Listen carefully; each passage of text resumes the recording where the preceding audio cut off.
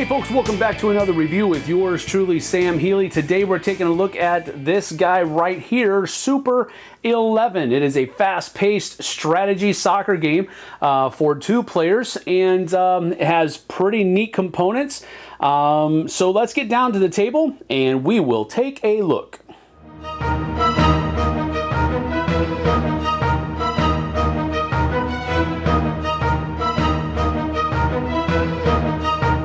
A game of Super 11 is set up this way, in where first thing that has to be done is you take the ball and you flip it, and whoever called heads or tails gets to go first. We'll say that red is the starting player. So the starting player has to have 2 people inside the starting circle, and then the defenders can have no one in the starting circle, and then they can set up their other people as they see fit, as long as there is no more than 4 people on any one row. And that is also goes to the same for the rest of the red jerseys over here as well. The goalie has to take one of the 2 spots in the goalie box, and then the game can begin. Now the game is played by the first person, in this case red, going first, and he rolls a 3. The first thing that has to be done is that this person has to pass to this person, or vice versa. Now that takes one of the actions. Now he has 3 more actions to go, so he could also pass the ball over here for one action, and then he can run with the ball for another action. So that would be 1, pass, 2, run with the ball, 3. So that's all 3 actions that he has. Now the defending player takes a roll, and he has 2 actions to go.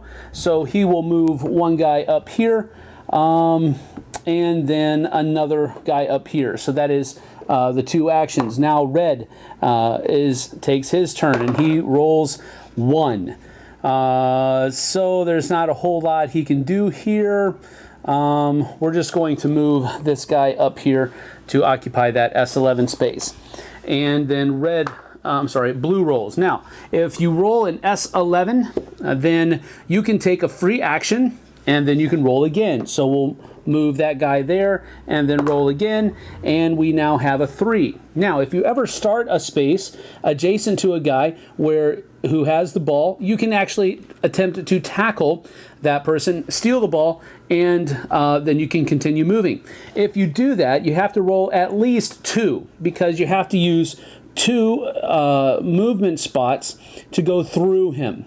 But since we did move 3, we're going to go 1, 2, and that takes the ball from him.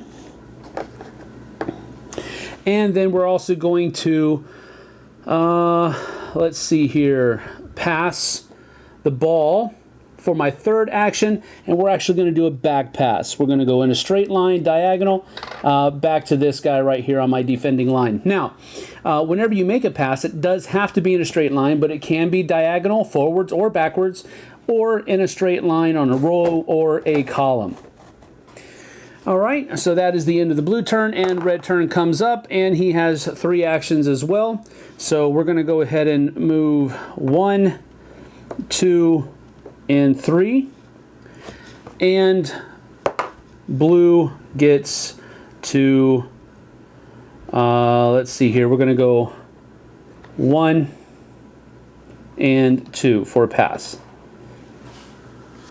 And that's basically how the game goes as far as the playing is concerned. Now, there are a few different things that you have to understand while you're playing the game. If, for example, if this guy were here, and if a attacking player ever ends his move on an S11 space, he has to draw an attacking card from the attacking deck, and he flips it over, and he does whatever the card says. For this, in this example, it says shoot.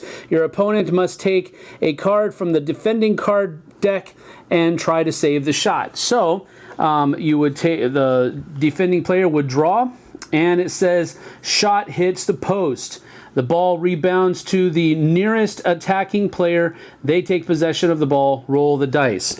Well, in this specific case, the ball would be shot, and hit the nearest attacking player. We're just going to go ahead and say it comes all the way over here.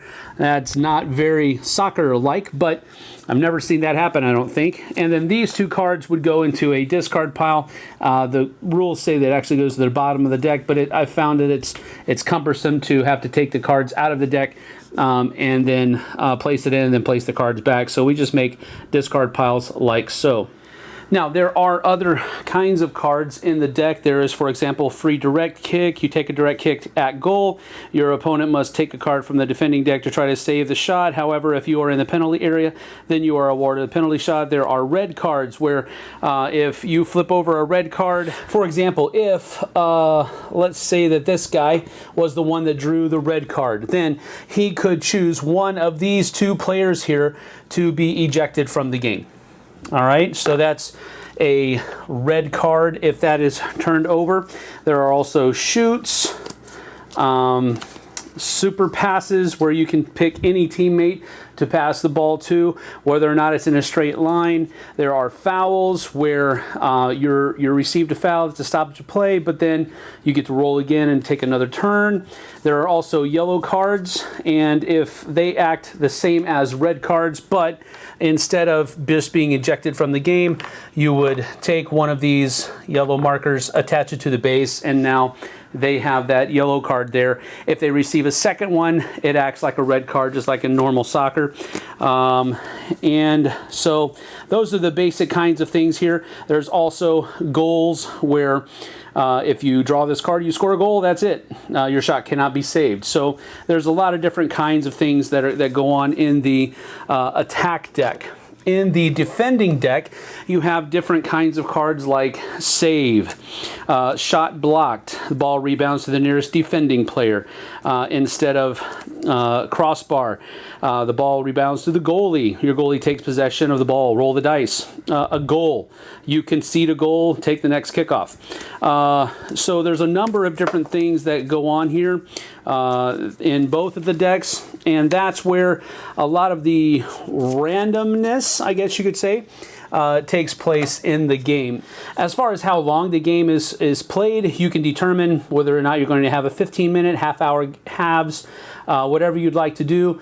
But it really just, you can even just say we're going to play to this many goals, and then whoever does that wins. It's really free form as far as that's concerned.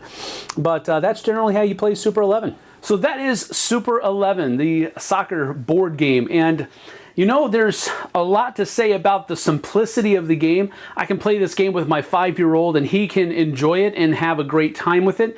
He grasps the different, you know, when you roll the die, that's how many actions you get. If you roll the S11, you get to move one guy. And there's a lot of simplicity that's found here, and I like that a lot because it shines well as an entry level, I guess you could say, strategy sports game.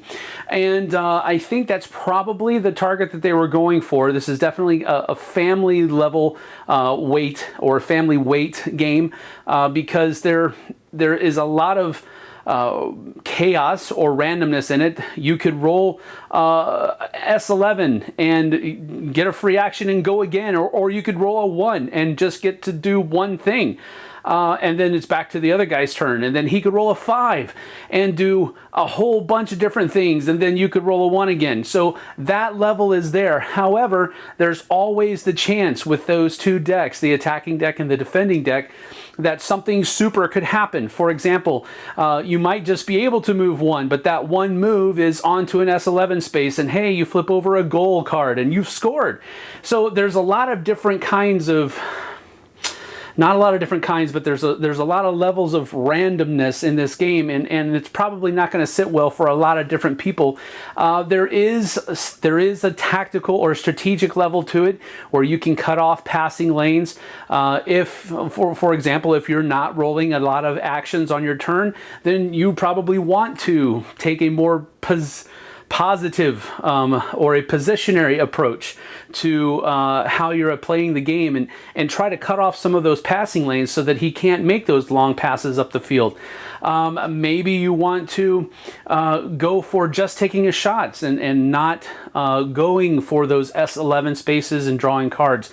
Maybe you want to work the ball down the field. There's not a lot, but there's a good number of different kinds of decisions, but it's light enough. They're not heavy decisions, so that it stays that family weight level game.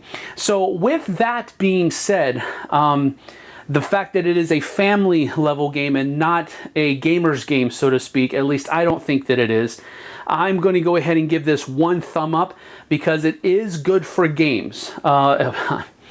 Because it is good for families. My son, 5 years old, can play it. I played it with my 16-year-old son yesterday. He enjoyed it as well. So there's a lot of good to be said about it in that vein. I just don't think it's going to appeal to the heavier gamer market that might be out there. Furthermore, this might be a good gateway game for your soccer friends, your friends who enjoy playing soccer, who enjoy watching soccer. This might appeal to them, and the simplistic nature of it would be a good gateway experience for them. So again, you kind of have to be creative on how you introduce this to your group, picking and choosing who you're going to introduce it to, and I think you'll see that it'll have varying levels of success as you do so. So that is Super 11, one good solid thumb up for family friendliness and a decent soccer game as well. We'll see you guys on the flip side.